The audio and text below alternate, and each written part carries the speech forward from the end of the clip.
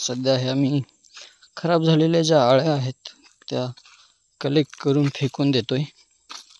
आता ह्यांचा काही उपयोग होणार नाही म्हणून ह्यांना फेकून द्यावं लागेल। स्वागत आहे तुमचं पुन्हा एकदा नवीन ब्लॉगमध्ये।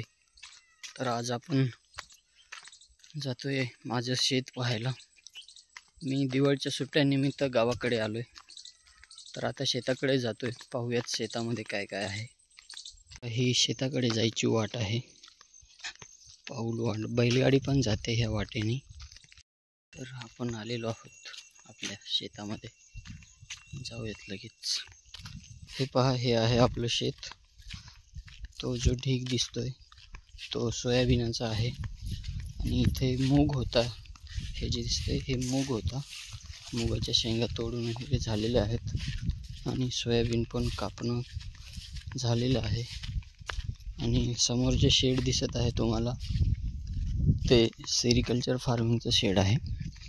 आमच्या गावामध्ये सर्वत्र हा व्यवसाय करतात सर्व शेतकरी।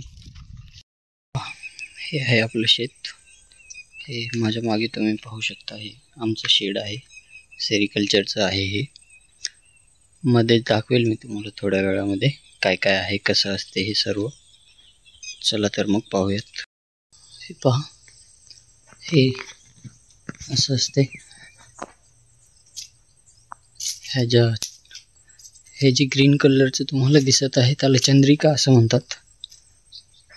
हे जे छोट्या छोट्या आळ्या दिसत आहेत तुम्हाला, हे ककून करत आहेत।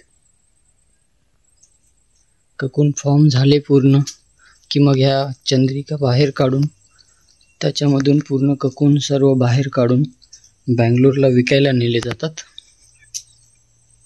हे तुम्ही पाहू शकता की आळ्या कशा प्रकारे हे ककून करतात।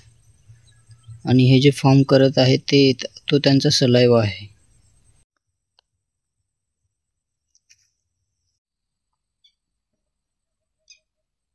बघा मित्रांनो, हे जे तुम्हाला दिसत आहेत हे मलबेरीचे ट्रीज आहेत।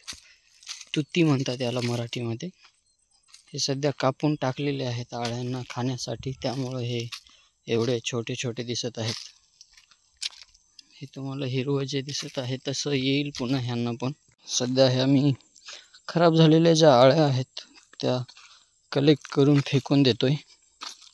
आता ह्यांचा काही उपयोग होणार नाही म्हणून ह्यांना फेकून द्यावं लागेल। तर मग आळ्या फेकून देऊयात। हे बघा,